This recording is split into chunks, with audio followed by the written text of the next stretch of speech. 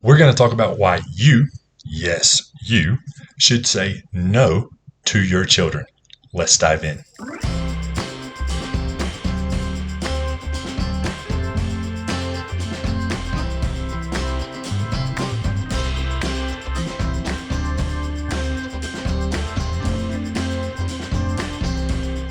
Saying no to your kids allows them to understand there are boundaries within your household. No, they can't do this. No, they can't have this. Or no, they shouldn't hang out with this person, especially in their teenage years. It allows them to understand that there are boundaries to be had. And it also allows them to understand that no is a complete sentence. It gives them the confidence going forward, moving on, to be able to say no themselves. Right? There's no in your house because that's your house, right? They're your kids. Don't let the kids run the household. But they also get to be comfortable with being able to say no outside of your house when they're being asked to do something that they don't feel comfortable doing. There's a million examples of that. And you know what's right for you and your kids and your environment that they're in. But being able to say no is very important for their growth. Who do you want them to become? You don't want to have children just to have good children. You want to raise children to become good adults. Do you know how to say no? Maybe that's something that you need to work on. And that's okay. I've had to work on it myself. We're not born with this genetic sense of no. We're not born with that. But my no today is super clear and confident.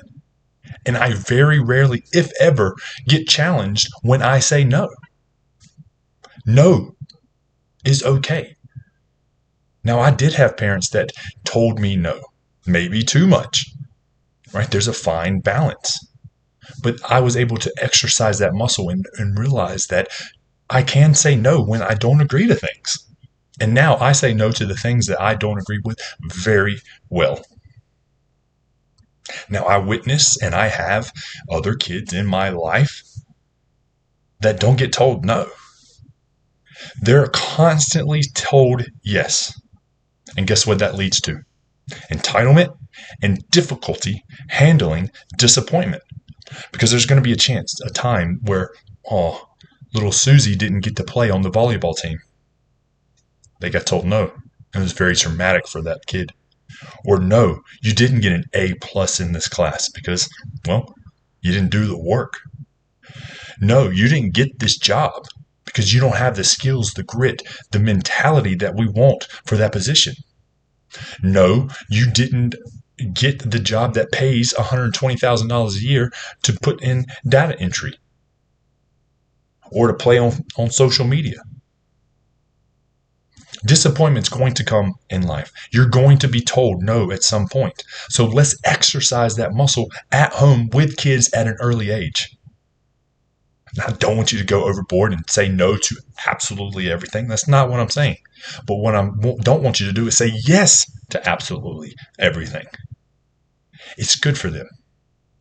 And this leads into financial disappointment as well. I briefly touched on income. Right? No, you can't afford a Ferrari right now. You have a Ford Focus budget. We have to be told, no, we're going to have disappointment at some point in our life. And remember, success is just sitting on a pile of failures.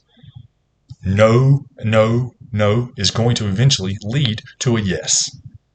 But if you get told no one time and you shut down and everything crumbles down, poor me, this is why anxiety and stress is at an all-time high, is because we don't know how to handle being told no. So come on, parents. Let's teach our kids a balance between yes and no. Not always yes and not always no.